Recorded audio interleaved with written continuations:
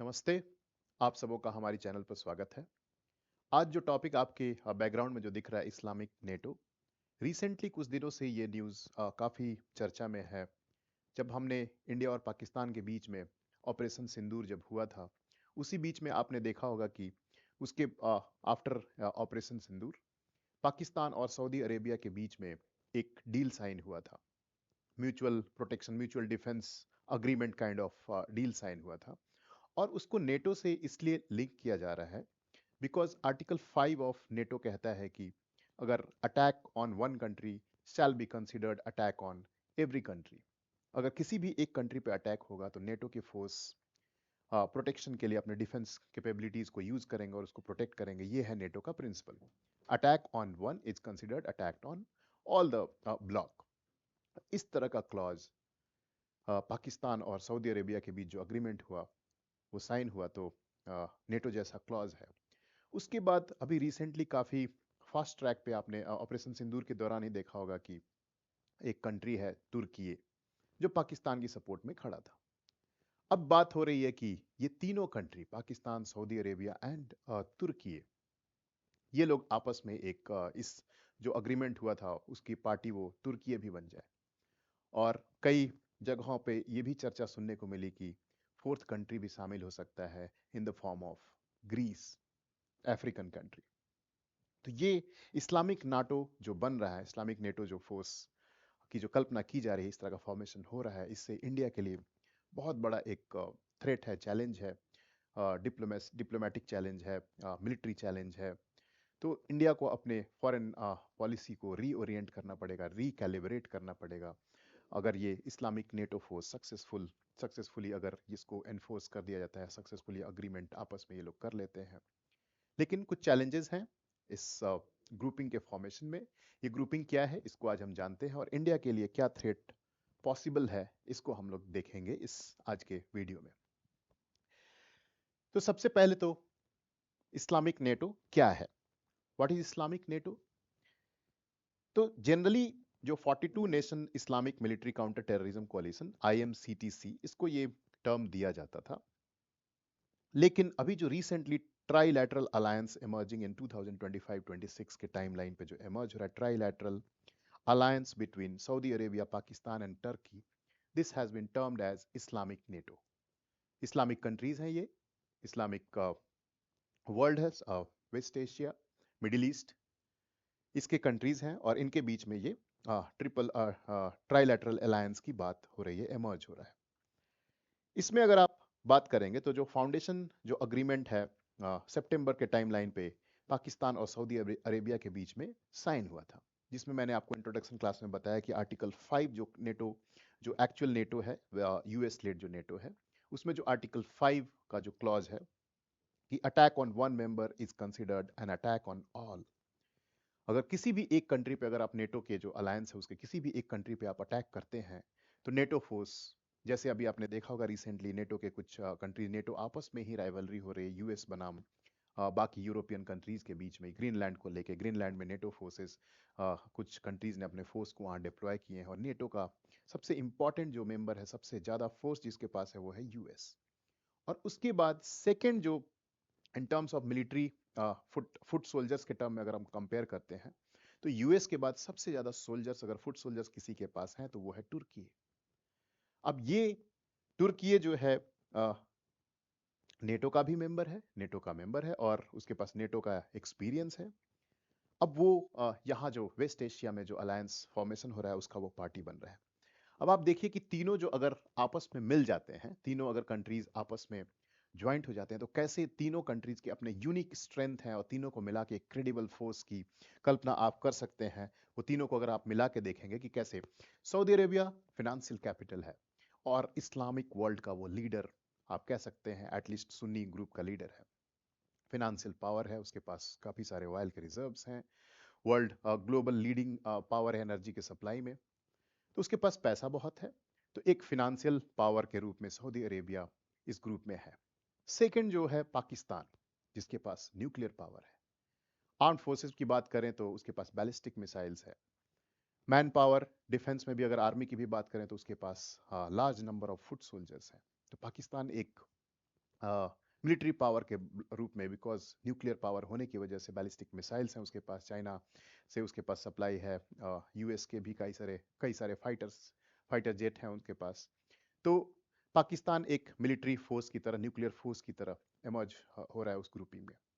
तुर्की की बात करें तो उसने रिसेंटली कुछ दिनों में अपने डोमेस्टिक डिफेंस कैपेबिलिटीज को काफी फास्ट ट्रैक किया है, और काफी ज्यादा मैन्युफैक्चरिंग वहां पे हो रही है। मोर देन 3000 कंपनीज वहां पे ऑपरेट करती हैं, प्राइवेट कंपनीज भी हैं जो आर्म्ड का मैन्युफैक्चरिंग और आर्म की सप्लाई में जुड़ी हुई हैं। और 11th कंट्री है रैंकिंग, अगर हम करें एक्सपोर्ट वाइज की कौन से कंट्री से सबसे ज्यादा आर्म्स के एक्सपोर्ट होते हैं, तो बहुत सारे कंट्रीज में तुर्की के जो जो उसके जो मिलिट्री इक्विपमेंट्स हैं, जो आर्म्स हैं, एम्यूनिशंस हैं, वो एक्सपोर्ट हो रहे हैं, बेचे जा रहे हैं। उनके पास ड्रोन्स काफ़ी एडवांस्ड वर्जन है, 5th जनरेशन फाइटर है। उसने अपनी इंडस्ट्री को काफ़ी एडवांस किया है। और नेटो की मैंने जैसे आपको बताया कि यूएस के बाद सेकेंड जो फुट सोल्जर्स के टर्म में अगर कोई कंट्री है तो वो है आपका तुर्की है, और उसको नेटो का स्टैंडर्ड मिलिट्री ऑपरेशन का एक्सपीरियंस भी है। तो ये तीनों एक मिला के एक बहुत क्रेडिबल फोर्स बन रहे हैं। अगर ये तीनों अगर एक्चुअल में अगर नेटो बनता है तो Saudi Arabia Pakistan already agreement sign कर चुके हैं। Saudi Arabia is not a nuclear power, Pakistan का न्यूक्लियर अम्ब्रेला उसके पास रहेगा। तुर्की के जुड़ जाने से पूरा समीकरण जो है वेस्ट एशिया का बदल जाएगा। इंडिया के लिए कैसे ये चैलेंज होगा उसको हम लोग आगे की स्लाइड्स में देखेंगे। इंडिया के ये वेस्ट में अगर आप देखेंगे कि वेस्ट एशिया हम बोल रहे हैं, उन लोगों के लिए यूरोप के लिए मिडिल ईस्ट है, लेकिन हमारे लिए क्या है, वो वेस्ट एशिया है। तो जो वेस्टर्न फ्लैंक इंडिया का जो बॉर्डर है, यहाँ पे ये ट्रिपल थ्रेट कैसे इमर्ज हो रहा है उसको हम लोग देखते हैं। फर्स्ट, पाकिस्तान को हम कह रहे हैं कि पाकिस्तान के पास एक शील्ड, ढाल की तरह इस्तेमाल कर सकता है इस ग्रुपिंग को। कैसे? तो पाकिस्तान में feel emboldened by a formal defence guarantee from Saudi Arabia and Turkey. अब इंडिया का जो डॉक्यूमेंट है, आप देखेंगे कि रिसेंट टाइम्स में कि सर्जिकल स्ट्राइक हमने किया है, कोल्ड स्टार्ट डॉक्ट्रिन है इंडिया का जो मिलिट्री जो हम लोगों ने किया है कि बिल्कुल पाकिस्तान को पता भी नहीं और हमने उसको उसके टेरिटरी में अटैक कर दिया। कोल्ड स्टार्ट, कोई मिलिट्री का उस तरह से मोबिलाइजेशन नहीं हो रहा है, चुपचाप तैयारी हो रही है, और ऑल ऑफ अ सडन बहुत फास्ट अटैक करके और फिर हम अपने मिशन को अकम्प्लिश कर लिए हैं। रिसेंट कुछ दिनों में आपने देखा होगा, या फिर एयर स्ट्राइक किया, या फिर हमने सर्जिकल स्ट्राइक उरी वाला किया, या ऑपरेशन सिंदूर में भी अगर आपने देखा होगा कि कहीं से भी नहीं लग रहा था कि हम लोग वार के लिए या फिर किस इस तरह के ऑपरेशन के लिए प्रिपेयर कर रहे हैं, बिल्कुल कोल्ड स्टार्ट जिसको बोलते हैं, और all of a sudden attack हो गया। तो अगर इस तरह के अटैक हम कर पाते हैं, क्योंकि हम ये कैलकुलेट करते हैं कि पाकिस्तान का जो काउंटर स्ट्राइक होगा कैसा होगा, उनके पास क्या क्या आर्म्ड कैपेबिलिटीज़ हैं, कौन से मिसाइल्स हैं उनके पास, ड्रोन है या नहीं है, ये सब कैलकुलेट करके ही प्रिसीजन जो हम लोग कैलकुलेट करके ही फिर ये सब डिसीजन हम लेते हैं। लेकिन अगर पाकिस्तान इस ग्रुपिंग में अगर ये नेटो बन जाता है तो इंडिया के लिए ये कर पाना थोड़ा सा डिफिकल्ट हो जाएगा, कॉम्प्लिकेट कर देगा ये हमारे जो डॉक्ट्रिन है, cold star doctrine and surgical strike का जो ऑप्शन है, इसमें हम फिर से हमें रिकैलिब्रेट करने की जरूरत पड़ेगी। Because Pakistan is not only Pakistan, but Pakistan plus Saudi Arabia plus तुर्की। टेक्नोलॉजिकली अगर आप देखें तो वैसे पाकिस्तान टेक्नोलॉजिकली हमसे काफ़ी पीछे है, इंडिया काफ़ी आगे निकल चुका है in terms of satellite, in terms of space, in terms of military capability, naval capability, air force capability, हर तरह से टेक्नोलॉजी हम लोग सुपीरियर हैं पाकिस्तान के अगर कंपेयर करें तो। लेकिन बिकॉज ऑफ इन्वॉल्वमेंट ऑफ तुर्की, जिसके पास ड्रोन टेक्नोलॉजी काफ़ी सोफिस्टिकेटेड तरीके से उसने ड्रोन टेक्नोलॉजी बनाया है अपना, जो कि आर्म्स को कैरी कर सकता है, पेलोड उसके पास कैरिंग कैपेसिटी ज़्यादा है, उसमें वो आर्म्स को भी कैरी कर सकता है ड्रोन, ऐसे उसने ड्रोन डेवलप कर चुके हैं। कान नामक 5th जनरेशन फाइटर्स भी हैं उनके पास, और नेवी में भी वो पाकिस्तान के लिए जहाज बना रहा है, युद्ध वाले जहाज जो वारशिप्स होते हैं वो डेवलप कर रहा है। तो कहीं ना कहीं अगर आप देखेंगे तो हमारे जो पाकिस्तान को जो शील्ड मिलेगा वो हमारे लिए कहीं ना कहीं डिसएडवांटेजियस हो सकता है। अब इंडिया के लिए कॉन्टिनेंटल एंड मैरीटाइम सिक्योरिटी भी अगर आप देखेंगे कि एक नए थ्रेट के रूप में इमर्ज होगा। आज के डेट में नेवी की बात अगर आप करें तो India is a net security provider in अरब सागर और इंडियन ओशन रीजन में। India is a net security provider. मतलब नेट सिक्योरिटी प्रोवाइडर का मतलब ये है कि इंडिया की नेवी अब कैपेबल है सिर्फ अपने बॉर्डर्स को सेफगार्ड करने में नहीं, बल्कि ब्लू वाटर नेवी है। अपने शोर से दूर जाकर इसकी कैपेसिटी इतनी डेवलप हो चुकी है कि हमारे पास कैरियर शिप्स भी हैं। 2 कैरियर शिप हमने बनाया है जिसके ऊपर आप कई सारे आर्म्स एम्यूनिशन जहाज को लेके कैरी कर सकते हैं। डीप वाटर में आप जाके और ऑपरेशन कर सकते हैं। यानी आपकी कैपेबिलिटी सिर्फ अपने एरिया में नहीं है, बल्कि आपके पूरे रीजन में, इंडियन ओशन रीजन में आप सिक्योरिटी प्रोवाइड कर सकते हो। आपको कोई चैलेंज अभी जो है वो है चाइनीज थ्रेट, जो दिखता है कि चाइना इस एरिया में आपको compete कर रहा है इंडो पैसिफिक रीजन में। अब एक थर्ड प्लेयर एमर्ज होके आ सकता है in the form of this तुर्की थ्रू पाकिस्तान। अब नेवल उसके वॉरशिप्स बना रहा है, तो आने वाले समय में ये भी एक compete करेगा हमारे साथ। तो ये एक अपने आप में एक चैलेंज है। अब बात करते हैं हम लोग डिप्लोमेटिक बैलेंसिंग एक्ट। इंडिया के लिए चैलेंज कैसे है? सऊदी अरेबिया एक ऐसा कंट्री है जिसके साथ इंडिया ने कई साल बिताए हैं। उसके साथ स्ट्रेटेजिक पार्टनरशिप स्टेब्लिश करने के लिए हमारे काफ़ी अच्छे रिलेशन हैं। एनर्जी पार्टनरशिप है हमारे पास, और अ, हम लोग वहाँ से काफ़ी ज़्यादा ऑयल और एनर्जी का सप्लाई हमारे साथ है। उनका इकोनॉमिक इंगेजमेंट काफ़ी डीप है।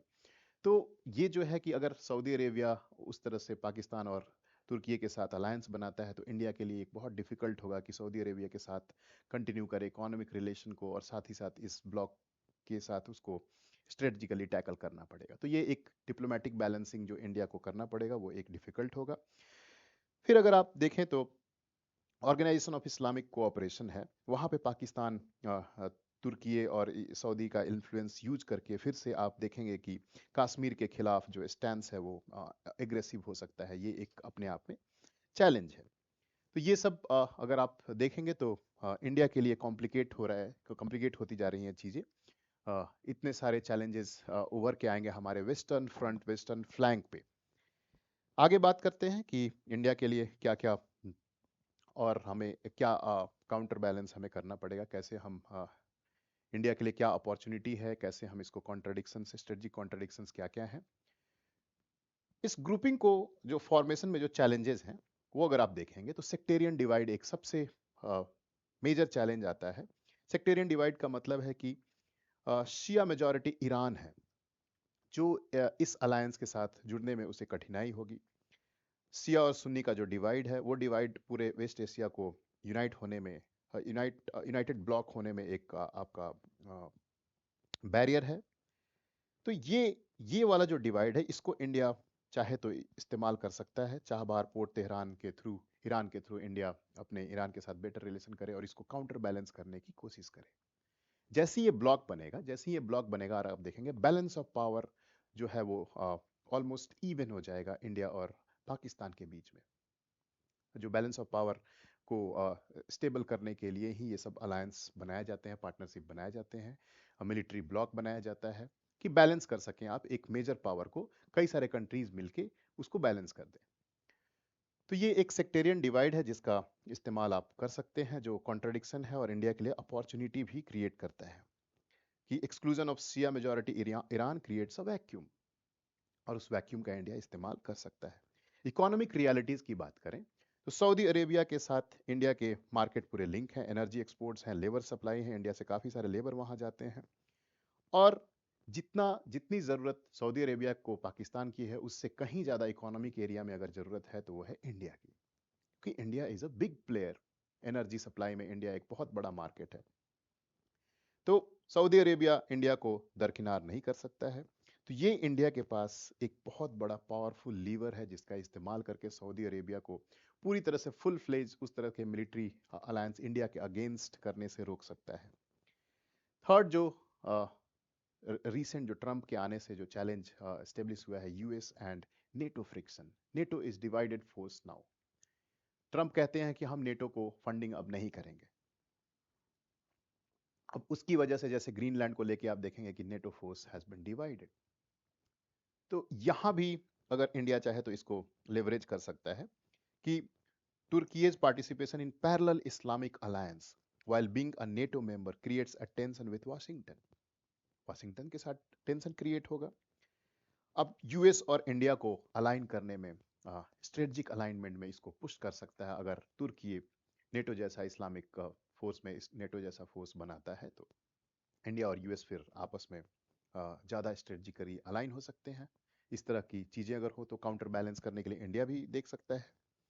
तो ये सब चैलेंजेस हैं। अब एक बार हम लोग कंपैरिजन चार्ट देखते हैं कि इस तीनों अलायंस को एक साथ मिल जाने से और इंडिया को हम कंपेयर करते हैं कि कैसे ये जो है अलायंस कैसे भारी पड़ेगा हम पे। अगर आप एक्टिव पर्सोनेल की बात करें, मतलब जो फुट सोल्जर्स हैं उसको कंपेयर करें, तो हमारे पास 1.46 मिलियन सोल्जर्स हैं और ट्राइलेटरल ब्लॉक जो है तीनों को अगर मिला दें तो वहां पे 1.45 मिलियन, ऑलमोस्ट पैरिटी है, इक्वल है हम लोग। लेकिन मॉडर्न वारफेयर में आजकल डायरेक्ट कन्फ्रंटेशन होते नहीं, टेक्नोलॉजी का इस्तेमाल किया जाता है, आजकल ड्रोन का इस्तेमाल किया जा रहा है, स्पेस टेक्नोलॉजी का इस्तेमाल किया जा रहा है। डिफेंस बजट की अगर बात करें तो हम लोग उनसे काफी पीछे हैं। मोर देन $105 बिलियन उनका एक्सपेंडिचर है डिफेंस बजट तीनों कंट्री का, और हमारा 81 बिलियन ही है। तो हमारे से उनका एक्सीड करता है फिनेंशियल मसल जो है, because of Saudi Arabia presence. Air power की बात करें, उनके पास ज्यादा एयरक्राफ्ट हैं कंपेयर टू इंडिया, लेकिन ड्रोन्स जो हैं, ड्रोन्स काफी मात्रा में हैं तुर्की के पास, तो वहां पे एक उनके पास एयर वाले में एडवांटेज है। न्यूक्लियर स्टेटस की बात करें तो हमारे पास ट्रायड है, वहां सिर्फ एक ही कंट्री है, पाकिस्तान। ट्रायड का मतलब है कि हम तीनों जगहों से उसको न्यूक्लियर पावर को लॉन्च कर सकते हैं, अर्थ से, एयर से और इवन नेवी से। ट्रायड हमने डेवलप कर चुके हैं, तो हम न्यूक्लियर वाले में हम फिर भी इवन है, पैरिटी पे हैं। सऊदी को अगर एक्सेस मिल रहा है पाकिस्तान का न्यूक्लियर का, तो एक मेजर कंसर्न है उस एरिया में। नेवल एसेट्स की बात करें तो कहीं ना कहीं हम एडवांटेज पे हैं, भले ही हमारे पास नंबर ऑफ जो वॉरशिप्स हैं वो कम है कंपेयर टू, लेकिन हमारे पास 2 कैरियर है। कैरियर का मतलब है कि आप जहाज पे बड़े बड़े फाइटर जेट्स, फाइटर प्लेन्स को भी कैरी कर सकते हो। 2 कैरियर है हमारे पास, बहुत बड़े हैं वो, जिसके ऊपर आप फाइटर प्लेन्स को भी कैरी कर सकते हैं। यानी वाटर से भी, समंदर से भी आप वहां से अपने जहाज को लॉन्च कर सकते हैं और एयर स्ट्राइक कर सकते हैं। तो हमारे पास 2 कैरियर हैं, तो हमारे पास ब्लू वाटर कैरियर कैपेबिलिटी होने की वजह से हम कहीं ना कहीं एडवांटेजियस पोजीशन पे है। नेवी की अगर बात करें तो भले ही उनके पास न्यूमेरिकली उनके पास ज्यादा है। साइबर स्पेस की बात करें तो यहाँ पे हमारे पास हाईली इंटीग्रेटेड सोफिस्टिकेटेड टेक्नोलॉजी है, जो वहाँ पे बहुत उस तरह की सोफिस्टिकेशन नहीं है जितना इंडिया के पास है, कि इंडिया का space assets currently outweighs the blocks total assets. तो आप देखेंगे कि इंडिया के लिए ओवरऑल अगर आप देखेंगे तो कहीं पे एडवांटेज है, कहीं पे डिसएडवांटेज है। यानी बैलेंस ऑफ पावर ऐसा लगता है कि शिफ्ट हो रहा है टुवर्ड्स दिस 3 ब्लॉक्स, जो इंडिया के लिए एक स्ट्रेटजिक थ्रेट के रूप में इमर्ज हो सकता है और इंडिया को इसको काउंटर मेजर्स लेने ही पड़ेंगे। तो क्या क्या इंडिया काउंटर मेजर्स ले सकता है, इंडिया के लिए क्या क्या टेक अवे है इस डेवलपमेंट से। इंडिया जो है मिनीलैटरलिज्म लाइक I2U2 को प्रमोट करे, जहां पे अब्राहम एकॉर्ड के बाद इंडिया, इजराइल, यूएसए और यूएई के बीच में जो समझौता हुआ था कि आपस में हम अग्रीमेंट करेंगे और आपस में एक ब्लॉक बनाएंगे, अलायंस बनाएंगे, इसको हम काउंटर कर सकते हैं। जो ट्राइलेटरल जो अग्रीमेंट हो रहा है, नेटो फोर्स बन रहा है, उसको हम काउंटर करने के लिए I2U2 को फोकस में लाएंगे और उसको प्रमोट करने की बात करेंगे। बायलैटरल टाइज में अगर आप देखें तो जैसा मैंने आपको पहले कहा, जो सेक्टेरियन डिवाइड है वो ईरान को इस ब्लॉक में लाने से रोकता है, उसका लेवरेज हम इस्तेमाल करेंगे। चाबहार पोर्ट ईरान में हमारा एक्सेस है। एक ऐसी भी सूचना मिली है कि हम लोग चाबहार से बैकआउट कर रहे हैं बिकॉज ऑफ ट्रम्प थ्रेट। ये आपके पास अपॉर्चुनिटी है कि इस तरह का नेटो अलायंस बनेगा तो हमारा ईरान के साथ स्ट्रेटेजिक रिलेशन रखना बहुत ही जरूरी है। उस एरिया में बैलेंस ऑफ पावर को बनाए रखने के लिए ईरान से हमारे रिलेशन होने ही चाहिए। वैसे सैंक्शन के बाद ईरान से ऑयल खरीदना बंद कर दिया, ऑयल एंड गैस इंडिया ने। तेहरान वाले प्रोजेक्ट पे बात हुई थी कि अप्रैल तक ट्रंप ने टाइमलाइन दिया था कि आप वहां से अपने सारी चीजें समेट लो, क्योंकि हमारा अग्रीमेंट हुआ है ईरान के साथ, करोड़ों रुपए हमारे खर्च हुए चाबहार पोर्ट में, 10 साल का अग्रीमेंट साइन हुआ वहां से ऑपरेट करने का। तो इसको हम लोग पुश कर सकते हैं कि ईरान से कंटिन्यू करेंगे हम रिलेशनशिप। इसराइल एक अनदर पिलर है जो सऊदी अरेबिया वाले अलायंस में कभी एंटर नहीं करेगा। इसराइल और इंडिया के इंटरेस्ट जो है मिलते हैं, तो इसराइल के साथ बायलैटरल टाइज को और फर्दर स्ट्रेंथन करना चाहिए ताकि हम लोग इसको काउंटर कर सकें। थर्ड कंट्री है जिससे आप रिलेशनशिप को बेहतर कर सकते हैं, क्योंकि फ्रांस और तुर्की के बीच में थोड़े बहुत स्ट्रेटजिक जो है वो डाइवर्जेंस हैं, कन्वर्ज नहीं करते हैं इंटरेस्ट, मिडिल ईस्ट में हो या फिर अफ्रीकन कंट्रीज में हो, या यूरोपियन यूनियन में एंट्री के बात को लेके भी फ्रांस अपोज करता है तुर्की के। तो फ्रांस के साथ हमारे अच्छे रिलेशन है, उसको और बेहतर बना सकते हैं और काउंटर कर सकते हैं हम लोग तुर्की को। तो ये सब कुछ स्ट्रेटजिक स्टेप्स हैं जो इंडिया इनिशिएटिव ले सकता है। अगर इस तरह के इस्लामिक नेटो को बनाया जाता है तो काउंटर बैलेंस करने के लिए बहुत ही जरूरी है। एक तो चाइनीज ऑलरेडी फैक्टर था पाकिस्तान के साथ, चाइना पाकिस्तान एक्सिस, अब ये बन जाने से एक डिफिकल्ट हो जाएगा इंडिया के लिए।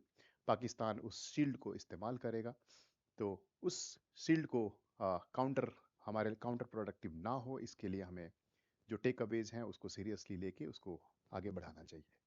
आज की क्लास में इतना ही। आगे फिर से अगली वीडियो के साथ आपके साथ मुलाकात होगी। अगर ये वीडियो अच्छा लगा तो ज़रूर आप इस वीडियो को लाइक कीजिए, हमारे चैनल से जुड़िए और इस मुहिम जो मैंने शुरू किया है पॉलिटी सिंप्लीफाई करने को, इसको आगे बढ़ाने में हमारी मदद कीजिए। आप सबों का तहे दिल से आभार है। बहुत बहुत धन्यवाद। Thank you. Good night.